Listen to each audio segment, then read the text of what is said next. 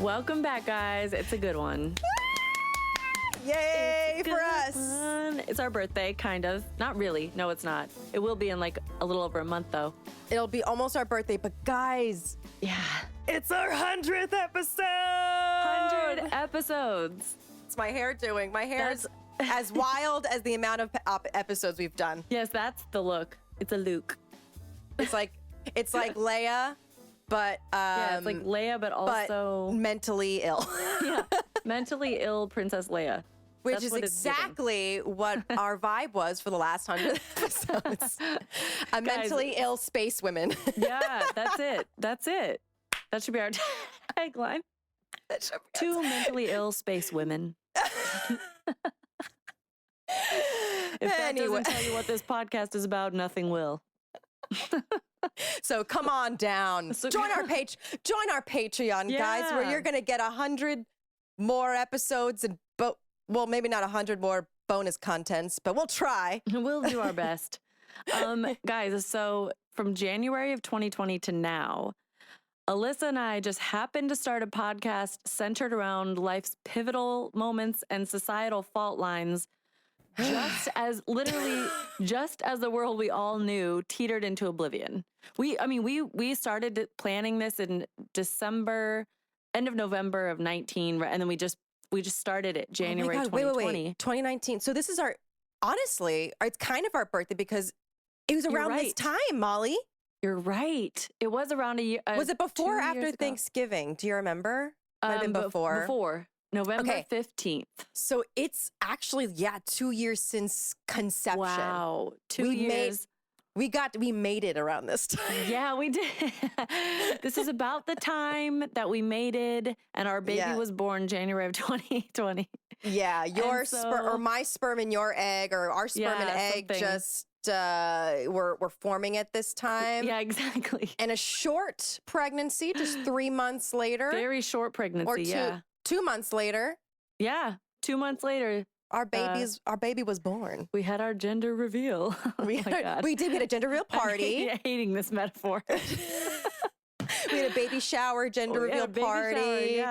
With snacks and honestly, but the irony of the fact that we sat at a cafe, I think it was like 5 hours that one day to really flesh out like what was our podcast going to be about, what was the main topic and theme, and we, it took a long time, but we really naturally and organically settled upon SOS, thinking, everybody's personal SOS moments, not knowing we were literally on the brink of the most historically significant time we have ever lived through, and probably anyone on this planet alive right now has ever lived through, because this has been the biggest planetary SOS moment of all time. And so not to mention the drastic, the meteor, maybe. Besides the meteor that wiped out the dinosaurs. Well, I said in our time, since we've been alive. Right. Yeah. Not ever. The Big Bang was pretty significant. Maybe there was a podcast that was around that time, and they're guys. Yeah, some T-Rex podcast. They're like, something big's about to happen. We did not know this was going to happen, guys. We thought this podcast was going to be way chiller. We didn't know this was going to happen. We just started a podcast and world's ending. Yeah, we were going to have a triceratops on next week, but I don't even know. We got to quarantine. We got to quarantine. I can't even have the... Oh, okay. I can't even... But we, aside from the big, societal and cultural and the world shifts that have happened in the last 2 years, also there have been drastic shifts in our own personal lives during this time, a lot of personal growth, because that's what happens, right? When society and the world and culture as a whole goes through massive shifts, it's a trickle-down effect, and everybody goes through these things in their personal lives as well. And so for 100 episodes, we have strived to bring you unabashedly honest, perspective-shifting, emotionally raw topics, views, and guests. And I was looking back at all of the last 2 years and the episodes we've had, because, we're in it. We just move through it so fast. And then there are weeks where we feel like less prepared or extra prepared, or we weren't able to lock in a guest for a while. And then we got, and you kind of just you just keep going, you just keep pushing through. But then it's nice to step back and reflect. And I was looking at the topics we've covered, the guests we've had on, the conversations we've had, and I was really proud of what we've built so far. Like, 100%. I've learned so much because so many of these episodes were just us educating ourselves. I feel like I'm trying to remember. We wanted to do something special for this episode too, and basically reflect, like Molly said. And hopefully, if you've been with us from the beginning, you can share in these memories. Yes. And reflections and anecdotes. But if not, hopefully, like, this will inspire you to kind of look back, because we've had quite the journey. And also, like, you know, if you jumped in partway through, you know, say you jumped in a year ago and you haven't heard all 100 episodes, maybe this will bring up a few that are of interest to you that you want to go back to and listen to. Because just remembering these interviews and listening back to certain episodes, it was nice for me to look back on, and it reminded me of some of the things that I forgot. Absolutely. Do you want to go first? Yeah. So I mean, this is kind of impossible to choose. So top up for three discussion. Top three episodes and why? Yeah. In your opinion, It's honestly, so I should have like really sat down and looked at all of them and rated them. But I'm just going through them right now, so I can like reflect, because holy shit, 100. I mean, like, honestly, so many.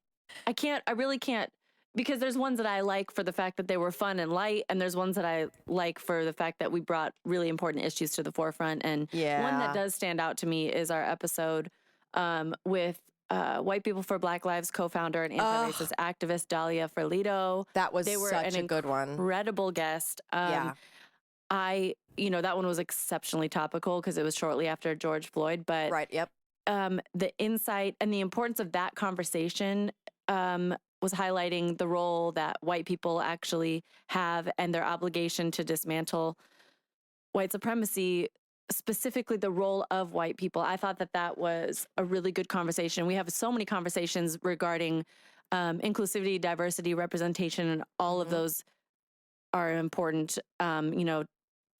branches of the same conversation. But I feel like something that's very, I think it's missing. You know, it's a lot of times you hear it's always going to be Black and brown people fighting for their own rights, right? Like, you know, fighting to be heard, fighting to be seen, pushing through, fighting for justice. But, you know, in order for it to really happen, you need the people in the position of power to join the fight, and that's white people. So that episode really stands out for me, and that was one of our most listened to. Absolutely. I know. Most downloaded. Yeah. And I think also what attributed to that too was, you know, we were still pretty new at the time, but we had kind of solidified our kind of vibe, which is, I mean, obviously we talk about general SOS moments, but like social justice issues are a passion of ours. To talk about them and educate ourselves on them is a passion. So I think we've done a good job at being a trusted pair to kind of go to. And I think people were looking for good content, essentially, that would educate and educate on what was going on at the time, because like a lot of people, and I'm speaking personally too, I just felt so useless at the time. And that's why that conversation was so important, because it gave me an inspiration to learn more, to do more, in a time where it was just like, what can you do? Like, where do you even fucking start? And Dahlia was so helpful. Yeah, incredibly. Another one that I loved, and that is from 2020 as well, was Brooke Ishibashi. That was like... That was an incredible one. I was so blown away by the scale of what she put together, and the massive, like, celebrities and politicians and people that were on board with her cause. Yeah, like, so she was amazing. She worked for Be an Arts Hero, which was a really great group that advocated to help artists who were out of work because of the pandemic. And it was just not even just artists, but it was like, Broadway was shut down. Everything was shut down. So therefore it was a trickle down. So then the service industry, the restaurants were being affected. Hotels are being affected, transportation, but that everything was being affected because arts are being shut down. But arts is continuously the most underfunded, fucking always thing. And and she brought such a voice to artists that were struggling to pay rent. They were about to be evicted because at the time there wasn't a moratorium on evictions. And she, oh my God, that interview was so good. And we had like a decent amount of interviews under our belt, but I just felt like she made it like really easy for us. Yeah, that was she's exceptionally professional and informative and relatable. It was a really, really good interview. And actually it highlighted, she dropped some crazy stats on us too, though, about like what the entertainment industry or the gig working industry also does for the economy as a whole. That, just straight numbers that I was like blown away by, because I was like, if all these corporate capitalistic people want to they're all about business and the numbers and the money of it all. If you really look at that, there should be way more money invested in this industry because of what it's bringing in. It was insane. Insane. It's not even just like financially what they bring in, but also it's like, that's what you depend on it when you have anxiety or depression. It's like you need an escape. It's like we'd be nothing without the arts, without storytelling. Yep, exactly. Come on. So I love that one. I love that one too. And this is a kind of honorable mention because I don't know if it didn't come to mind as one of my top 3 favorites, but it was one of our most impactful, according to our listeners.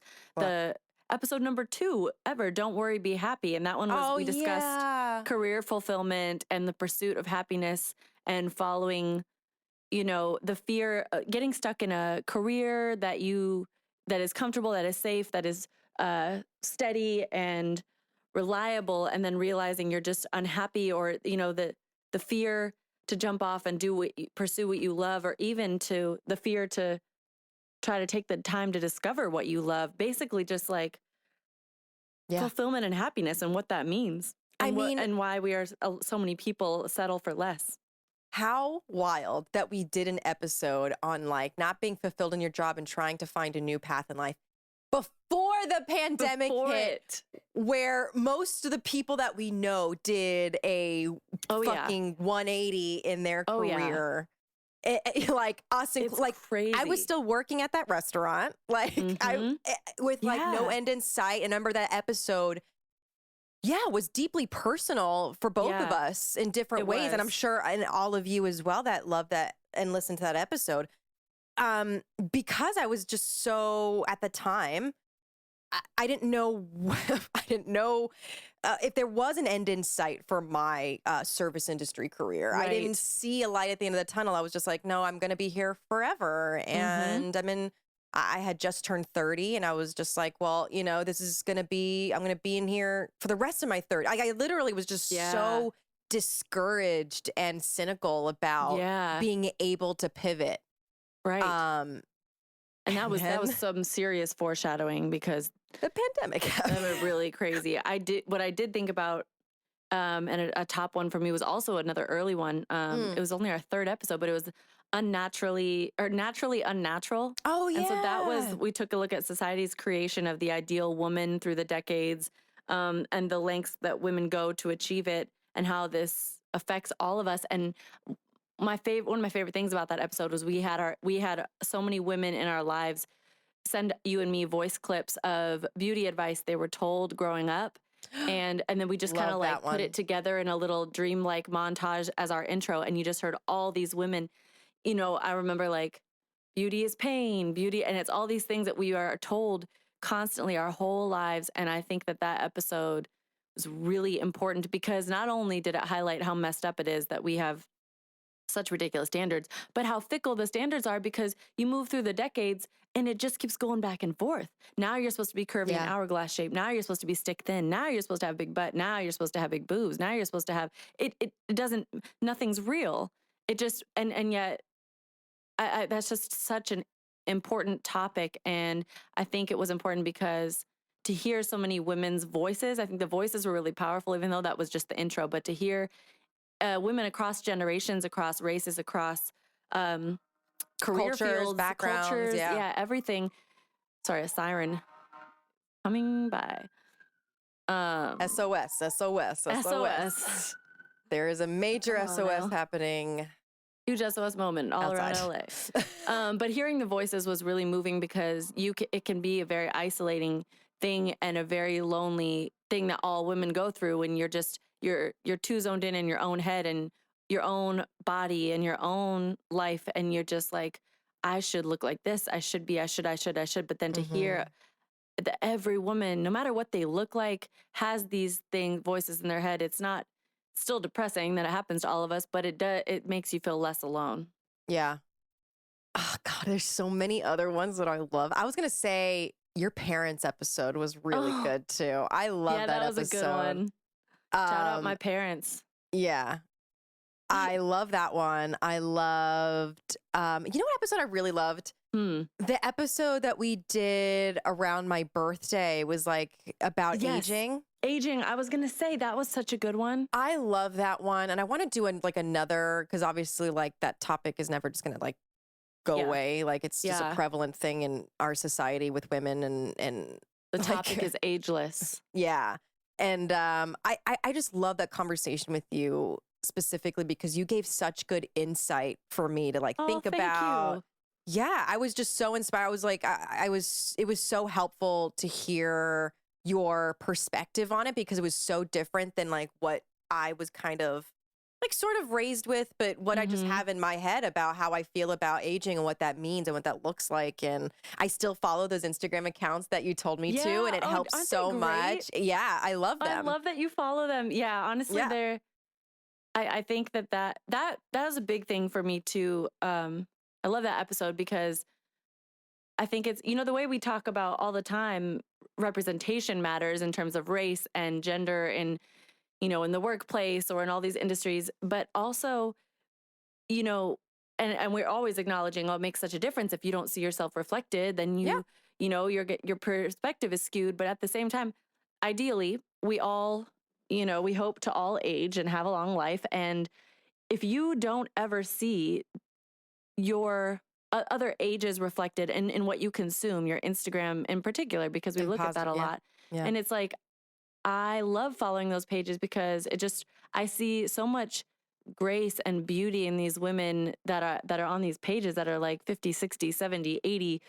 And, beautiful. And it makes me, the more you see it, the more you consume it, the more normal it is for you. And also the more you look forward to it because you see this and you're just like, wow, that level of like grace and wisdom and beauty. And can you imagine?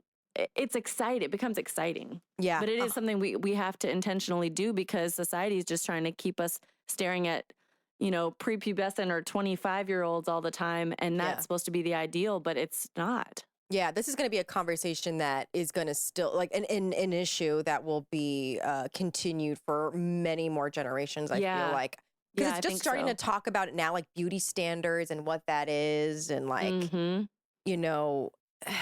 yeah, I mean, there's no hate. If you want to like get work done to like appear younger, like it's understandable. I think it's the lying about it that I feel like is something that's being talked about more when people are like, oh, I don't have anything to. Okay, just be real with it. Just be real about it. Like, why set unrealistic standards? Right. Especially if you are someone that has a big platform, that's where the moral imperative I think comes in too, because everyone's entitled to their privacy, and you don't. Women are simultaneously told that you must look this way, but you must try really hard and look this way, but you must not appear as though you're trying hard at all. Right. And so then it's this dichotomy of like, well, you have to be honest about what you're doing, but at the same time, it's like, you better not be able to tell that you did anything. It better be secretive. Exactly. And then it's it has to be subtle. It's like, you do have your right to your privacy, and you don't have to broadcast everything you've done to your body, because men don't have that pressure. But then at the same time, there's so much power and importance in doing that. If you have had stuff done, if you have people that are looking up to you, there's both sides of everything. And women are just caught in the middle of I know. so many It's impossible true. things. I know. It's like I have empathy for not wanting to. I have like empathy, but maybe not sympathy. You know, I don't know. It's like I understand because we are the victims. You know what I mean? So it's like being secretive about it. I understand because you could be. It's a catch-22. You're gonna be made. But you're gonna be different. called out if you have a new wrinkle, or you're gonna be called out because you have a face that doesn't move. You know, like it's a catch-22. But if you are in a position like where you have a lot of influence, a lot of other women looking at you, especially. And you are known, or your career is based around your looks, or your business is based, then I do think there's more of a moral imperative to be honest. Like, people are looking to you as their blueprint for aesthetics and visuals of your body and appearance specifically, and you're acting like you just went to the gym, but you've gotten a bunch of injections. Like, it's, it's also immoral. the Kardashians of it all, right? It's like, Kylie lying about her lips, but this is also another conversation that we could have, but might be steering off about like how body modifications are not only used to make yourself look younger, but it's also used to make yourself look like another race. Yeah, exactly. So there's all a lot these of features that Black women are chastised for are now white women are paying to have them. So that's an episode. We need. That's an ongoing conversation. But the beauty standards, that has everything to do with that. I mean, everything. The beauty one the naturally unnatural and the ageless. Those are just like conversations that we could have forever and ever. And ever. And to bring on so many more experts, and those are I did really love the Mending Fences episode. That was a rare one. Love that one. That was like pretty. That one with one of my best friends, Desiree Beta, and we went into we're the best of friends for years. We took trips abroad together. We did everything together. Had a falling out. Didn't speak for about a year, and then came back together over time. But the fact that she was open and she and I both wanted to discuss that. We've come so far past it that we were able to have this discussion on air. But I think that was a really cool one because you really dive into, with perspective and years past and love and respect for one another, how that can happen with people that love each other, and how it doesn't have to be over forever. And sometimes breaks in friendships or relationships can be what saves them and can be healthy, and hurt can be worked through and make you stronger. But it was a rare experience to be able to have the very person on that I had that with and talk about it on air. That was cool. I know. I love that. And I love the honesty and because it's so relatable. Like, everybody's had that kind of falling out with somebody, whether it be a platonic friendship or even a breakup, you know what I mean? And maybe people being able to become friends again after that. I mean, it's just a relatable situation, and we really do need to do more. I need to figure out. I know, because there's like so many people that have had things like that with, but then those episodes are special and rare because it's like you have to have it. You have to ask the person you went through that with to be on. You have to both be willing to. And you don't want to do it in an exploitive way. You want to do it in an honest, like, this is how it happened and this is how we mended our fence. Yeah. Essentially. But I was going to ask you, what is like one of your most proudest moments in. Oh my God, that's so retrograde. For me, it was having Stephanie Simbari and Elizabeth Cott as guests on our show, because that is one of the earliest podcasts I started listening to. And for years, I was the most religious about that podcast of all podcasts I listened to. That went through years of my hardest times in my life. You made them cry. I did make them cry. Yes. Score. But it was like their podcast got me through some really tough years of my life. Just the ritual of listening to them every morning on my way to the gym and feeling, you just get to know that I admire them so much. And then they were dream guests of mine, and we even modeled, like, when we were trying to figure out our podcast structure, I always brought them up to you. I was like, well, that's a retrograde does this, and I like how they do this. And I just had so much admiration and love for them. And I dreamed about having them on, but then it was a shot in the dark. I just messaged them and was like, give them a rundown of who we are, what our show's about. And I was like, my jaw dropped when I saw an email in the inbox from Elizabeth. I was like, are you, what? Like, that was a huge moment for me. And also I love the just a beautiful serendipity of the fact that, so they have a term called manifest destiny that they use on their show, basically, like the guests that their dream guests and that they want to manifest for their show. So we kind of like adopted that, like, our manifest destiny, and the first guests from that list were them, and they're the ones we got that term from. So that was really fun. Yeah, it's just so cool to, like, our little baby podcast, like the goals that we reach, like it's really cool. And it goes to show, it's like, if you're thinking about doing something, whether it be a podcast, whether it be whatever sort of project, you're not like, you can reach those goals, especially when the world turns upside down. And there's a way. But often before you think you're even ready, it's like, because it's easy to be like, well, we're not that established yet, or why would they? So what? You write them and they don't respond, and then you just keep going. You lose nothing. Or they respond and they did, and they were so gracious. They were incredible guests. Yeah. What would you say your proudest moment is from the SOS? That's so hard, because like that was also an answer for me as well. I would have to say, oh, you know what? This isn't a guest. It's not like having it was maybe the episode that we did on, oh my God, the moral gray ground. Oh my God, the gray area. Gray area. Gray area. Yes.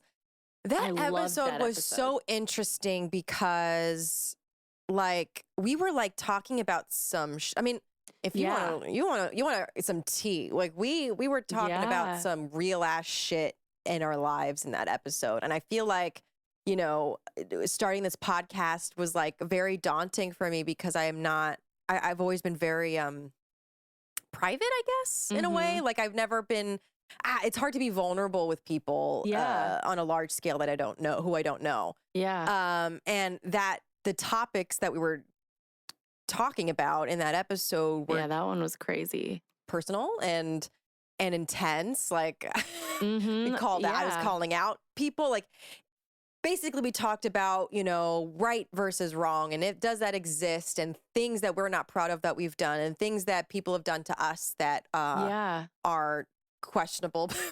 Yeah, like, can you forgive? And also, what makes a person good or bad? And does that, like you said, does that even exist? Do good and bad people exist?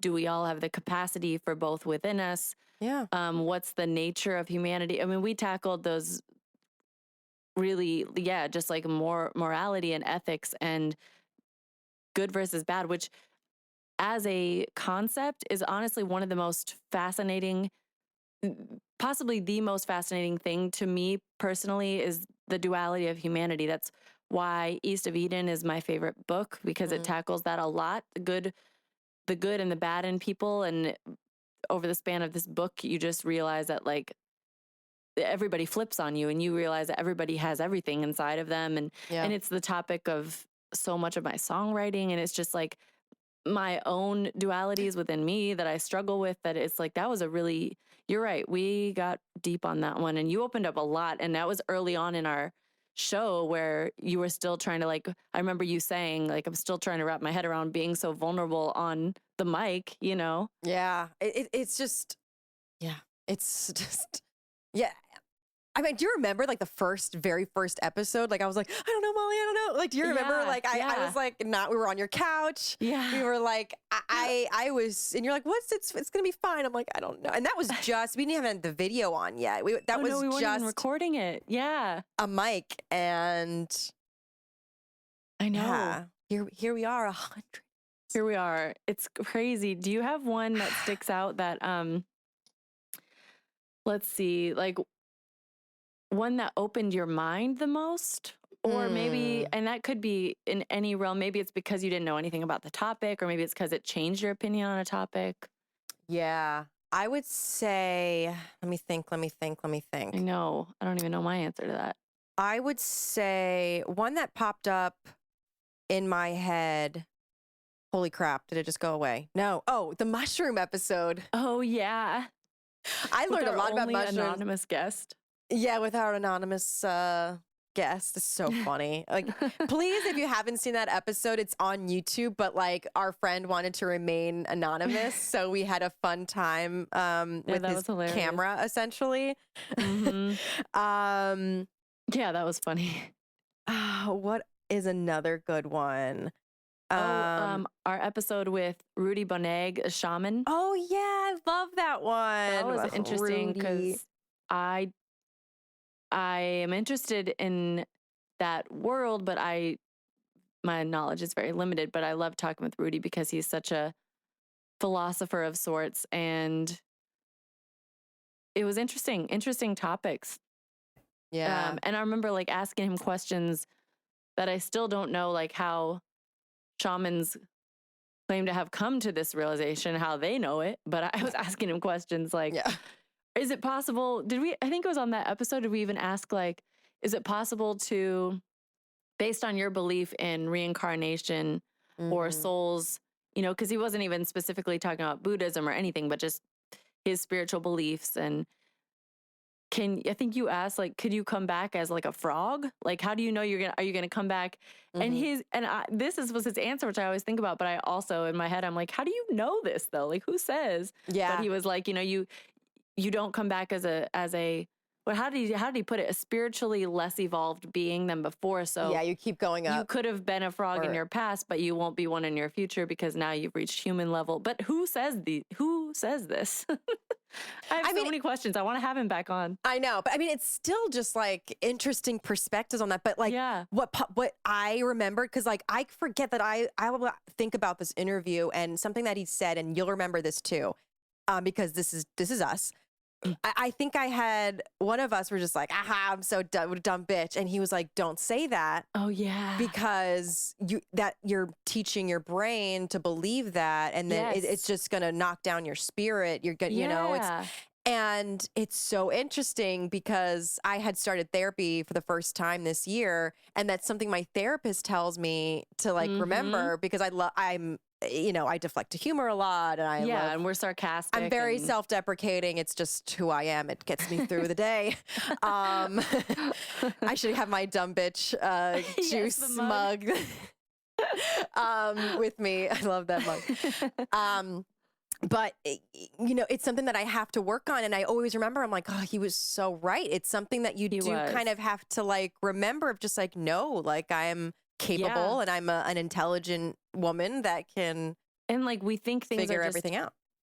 And humor is humor, sarcasm. There's definitely a purpose and a place, and it's healthy to have. But then he's always been it really is powerful what you tell yourself about yourself, whether it's in a thought or you say it out loud. But I mean, it's crazy how it seeps into your psyche and you don't even realize it. Like, it's crazy. You know, some of the worst things I've done that I continue to beat myself up for, and constantly in my head then telling myself these things about myself for years, like, you're not a trustworthy person. But that's not who I am. Like, you know, it's like we go through life, we make mistakes, we betray somebody, or we do something that wasn't honest or wasn't, but then it seeps into your head and you don't even necessarily realize it. I know, it's so subconscious. How much you're telling yourself, like, I can't be trusted, I can't, what? And then it really shapes who you think you are. Absolutely. It's crazy. It's so subconscious, but I mean, it's all about framework. It's just, it's speaking things into existence until you believe it yourself. Because you can trick your mind into thinking so many things. And that was also a huge thing that with this podcast I've learned, you know, of just what you put out there, the energy you give off, it's just going to come right back to you. Yeah, exactly. So if it's negativity and it's self-deprecating, it doesn't matter if it's disguised as humor. It's at the end of the day, it's knocking yourself down to and limiting your potential. And stuff that, you know, can border on superstition that I actually don't, I no longer consider superstition, because words have real power, and I know that. And so instead of saying, like, I can't do this, it's, you know, like, I haven't done it yet.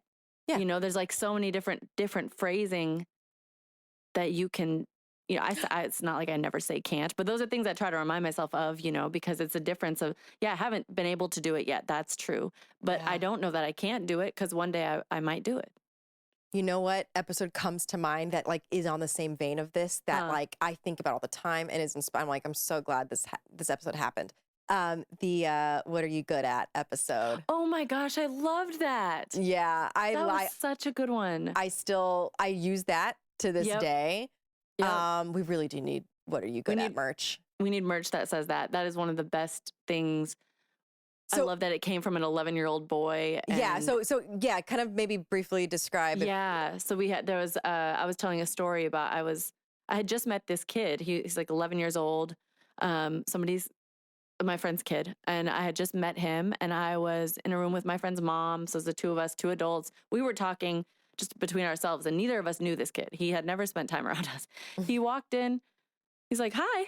We're like, well, hi. And he sat down and incredibly engaged in the conversation. He didn't know either of us. He wasn't shy. Two adults in the room. And he started asking us questions about ourselves. And, you know, normally what adults do is like, well, what do you do? What's your job? What do you, and what do you do? What do you do? What do you do? What do you do? What do you do? What do you, for money? And it only means by like, for money. What do you do for money? Exactly. What do you do for money? What do you do for your work? Which still doesn't even mean you love it, you know? And his question, just so easily, he said, what are you good at? Yeah. And it was like mind blowing, because that answer doesn't have to have anything to do with a career, what you do with your days. It really shows you quickly get to the meat of how somebody sees themselves. Like, what is your gift unattached to a quantifiable, monetized position? You know, because it's like, you can, you know, what you're good at, well, you really think about it. I'm really good at making people feel heard. I'm really good at connecting, networking people together. I'm really good. Things that, such a good question. I can't get over it either. And why I remembered that, it's all about framework, you know, what you speak into existence. It's such a more personal, like more beautiful question, because you could also ask like, oh, what do you like to do in your, you know what I mean? But I feel like, like you said, like this question kind of cuts into just like, because, you know, for me, you know, I started writing this year, right? Yes. And I still don't want to call myself a writer. That's like my issue. But I still keep telling you you're a writer. I know. It's weird. But it's one of those things that even if I didn't do it for a while, you know what I mean? And or even act, like if I didn't have an acting job in so long, which happens to so many artists, you know, where it's like, well, I haven't been able to dance for so long or sing for so long, or I haven't gotten a gig in maybe a year or so. What do you do? Like, what do you like to do? It could be that, but like, that doesn't mean you might not feel that part of your, because you don't do it all the time. You might feel detached, but if it's like, what are you good at? It brings you right back to that. Be like, well, writing, well, acting, well, singing. And you know what I mean? Coming from a place of like, what brings you joy? Because good is a positive word. To say, what do you like to do? You're right, because you can still be in your head about, well, I like to do this. I haven't done it a lot lately, but I don't feel worthy of doing it, you know, or capable. Yes, and then when you say, what are you good at? You instantly, like, I'm good at expressing myself through music. Or I'm good at, you know, it's just a completely different shift in how you, 100%. The place you come from. And I feel like that question will help you get to know somebody almost instantly in a way that you could ask them a million other surface questions and not quite understand where their mindset is at. But if you ask them that one, you'll get somewhere. I love that question, especially for strangers. The fact that he didn't even know us. And you just ask that. I'm like, that is the best way to get to know someone, kid. I mean, kids know. Yeah. Kids say the darndest things. Kids know. I know. It's just so great. Oh my gosh, great. we should have a kid. We should have like an 11-year-old on. Maybe that kid. Oh my God. That's a good idea. If you, what experts would you love to have on the show moving forward? Oh my God. Experts in what field? Not even where do I people, even but like, start? I mean, we just last week we did one on basically the colonization of Native American tribes and families. I would love to have an expert on that. Yes. Oh my God, there's so many things. I know. And we always talk about these things, because we do a lot of episodes, just the two of us, on research topics and things that we're passionate about. And, you know, the goal is to bring more experts on. Obviously, we don't claim to be in a lot of these areas, but yeah, I mean, I want to go through like all our episodes to be like, where did we need an expert there? The eating disorder one. Oh yeah. Oh my God. Absolutely. I mean, we will. I mean, these are things that like we are manifesting. This is, it kind of crosses over like who is on our manifest destiny list right now. Yep. And obviously that's like experts in a field in general, but manifest destiny I think of as like specific people. Like who do we, Michelle Obama. Yeah. I was like looking at our manifest destiny list. And because we wrote it. Yeah, my gynecologist is on there. Yes. And honestly, I stand by that. I still want. I think that's important. I still want her on. Honestly, I do. I really do want her on. I mean, I love that. Oh my God, I'm looking through these episodes too. You know the one I loved. The dating episodes with Jacob, Alyssa, and Joey. We did a little mini series. I love those. Oh yeah, that was interesting. Oh my God, we have to like continue that series. Yeah, that was interesting. That 3 entirely different perspectives from entirely different worlds. Yeah. Wow, yeah. Oh, I just remembered the episode we did on interracial dating was so interesting to me with Alex and Dace. Yeah. Oh my God, 100%. I mean, especially these dating episodes that we do that are so good. Because we did those at like peak pandemic last year. Yeah. And to see what they're like now, kind of at this stage of the pandemic, like what dating looks like and how fucking single people are, how not like I don't know if we do like an update with those people again or get new people. Yeah, we could. I mean, that's interesting. Both. I don't know, because I also want perspectives of people that from different backgrounds too that we haven't heard from. We've had really good cities. We've had really good episodes. Like I love the Nicole Bendion episode. That was one of my favorite. I think one of the most informative ones to me in terms of just straight. Yep. Facts. I mean, nutrition is something that like. Yep. Yeah. As a nutritionist. Well, cycle syncing nutritionist was that was really interesting. Yep. And, oh my gosh, we did another one with, oh my gosh. My gosh, I know what you're talking about. What was that one called? Guys, we've done so many episodes. She was, here, let me look in our guests because, oh my gosh, it's on the tip of No, I'm going to get it in 2 seconds. Hold on. I'm almost there. Frick. Doody. Yeah. Sorry, guys. I got it. Aiton Salah. I can't remember. Yes, oh my God. Yes. Her sister. Aiton. Oh my God. Amazing episode. I mean, like that and Nicole, I feel like we could even do more on about, because Nicole's is more focused and based on environment, social justice advocate.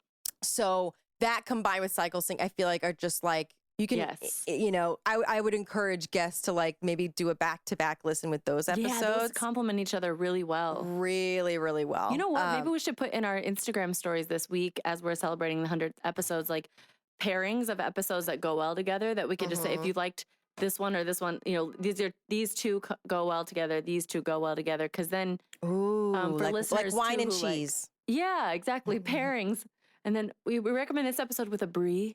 a soft brie and the only kind of brie. A soft brie brie soft. and a Bailey Boyd. The Bailey episode was so oh my good. gosh, that one. That would be paired well with oh my God, the Muck podcast that we did. Ooh, that's perfect. That's perfect. These are good ideas. Okay, great. Okay, this is fun. What do you? I was gonna ask, like, what do like, are we essentially like hope for like listeners gain from this show? See, this for me, I hope that it's the same thing that I gain from it, which is incredible amounts of information on topics I, have interest in, but had potentially limited knowledge of. A lot of these things. Obviously, we choose the topic, so it's something we're interested in, but a lot of times you and I just go in like, I want to learn more about this. Let's find someone to come on and teach us, or let's research it. And so I want people to come away with expanded knowledge, but mainly, like, how do I word that? A feeling of, like their place in the world, like understanding, not feeling so alone, because you hear about, we cover a wide range of topics, but within the umbrella of SOS, which is like, cultural, societal, or personal and individual shifts and upheavals and pivotal points. And those are the points where you can feel the most alone, the most isolated. Yeah. And so I want people to listen to our episodes and feel understood, feel seen and heard, and to feel like they belong to a part of something bigger. Because even the episodes where you don't listen and feel understood because it's a new topic you've never heard of, I want people to be able to listen and feel like more understanding for the world around them, and therefore they feel their place in it more strongly. I can't follow that up. I don't know. I feel like I mumbled around what I was trying to say. I mean, that's exactly how I feel. Basically to be, hopefully that we're relatable, that you can look to us as peers, equals, that we're not claiming to be experts on anything. We're just messengers for really important topics that are that we are passionate about. And I feel like we're just two gals that love to gab, that love to learn and joke around. We are a podcast of humility, of learning, and expanded consciousness and perspective shifts, and a goofy, silly goose time. Yeah, exactly. Also, just two goofballs pretending that we know what we're doing. Yeah, with that, learning as we go. Yeah, and I do think what I really hope to, and it's happening, and it's something that happens slowly over time, but just to grow this sense of community for the SOS community, listeners, followers on Instagram, because the podcasts that are like, That's a Retrograde, as I mentioned, is a huge inspiration for me as a podcast, because they have this entire community now that just is so interactive on their page, writes into them. They've been around for years, and so they're a big one, and this takes time, but I just can't wait till we get to that point where where people listeners feel like a part of a real community that interacts, that guides each other, helps each other, relays their experiences. That's what Absolutely. Engagement on social media, especially, like, little, what do you guys want to hear about more, or what would that kind of engagement. There are little things and little quizzes on the stories that start to build the community, but it's fun to be a listener to something that you also feel you feel a part of something. You're not just like tuning in to two people. You feel like there's a group that listens to this that I can relate to and that I can communicate with and hear from. It's important. Yeah. Yeah. So, that's kind of it. 100 episodes is huge. And we haven't stopped once. We haven't taken, we took one. We skipped 1 week, right? No. Recently or something? We didn't. Mm-mm. I did a mini-sode. Oh yeah, we did a mini-sode. But we are I mean, there's I'm so grateful many. for you, Alyssa, because I'm grateful for you. I your mean, friendship and the amount of things that I learn from you and gain from you is it's just never ending. It's so expansive, and I love you so much. I couldn't do this with anyone else. I know. It's just a perfect serendipitous, like lightning in a bottle with the two of us. And like, there's so many things that we want to do and accomplish. And we're not, like I said, we're learning as we go. And hopefully, you know, you guys are just still, you know, with us and along for the ride. And this is like a crazy journey. And yeah, oh God, the growth that we've done like together and separately, it's just, it's crazy. It's I on can't another wait level. to see the next 100 episodes, the next 2 years, gonna be on a whole nother level. I know. Like, what are got goals? What are we gonna? Who are we gonna be? I don't even know. I don't even know who we're gonna be. We're definitely gonna be alive. We're definitely gonna be alive and well. Knock on wood. We're gonna, I definitely want to, like I said, grow our community, build our Patreon, monetize this for ourselves so that we can really start to bring more to our audience once we're able to start investing more in it, you know, just like turn it into a monetized thing for our lives because we care about it so much. And, you know, bring in some crazy guests for you guys that are just going to blow your minds. And we've got more than my gynecologist on that Manifest Destiny, so don't you worry. It doesn't stop at Alyssa's gynecologist. You just wait. Although I know you guys are itching. Itching I know for that itching content. For that episode. And now we've lost him. All this work we put in, everyone just tuned out. That's all right. It's all right. Now donate to blacklivesmatter.com. for this portion anywhere, the real listeners. So if you're still listening, thank you. And we love you. Yes, join our Patreon for more content, for more for merch that we also want to expand on. We're going to have more there, but we have some exclusive OG merch for y'all if you join our Patreon. Yes, we do. And you can have episode ideas depending on where you fall in what tier. Thank you. Yeah, a lot of goodies there. So come on, guys. Steve, Nigel, Nancy, thank you for being OG patrons. This is just so crazy. And also, guys, this is our last episode. Potentially might do some more mini-sodes for the holiday season, but like we're gonna see you in 2022, y'all. Yes. Might see you earlier than that. And we're going to have some, you know, our check-in soon with our resident astrologer, Jordan Shomer. We want to have her back because... Oh my God. I mean, her episodes are like the best. We didn't even go there. Yeah, hers are some of the most listened to. She's our most recurring guest, but I bring it up now because, you know, entering into a new year, she had some crazy, accurate predictions before. I mean, so we're going to have some trivia that Alyssa and I dive further into this topic. If you're a member of Patreon, you get some bonus content. But yeah, Jordan's eerily accurate. So good. Predictions are eerily accurate. I'll say that. But yeah, I want to have her back for a 2022 year ahead. Look at the year ahead. We've already got some guests ready for interview. Yes, we've got some things lined up for the new year, so you don't want to miss it.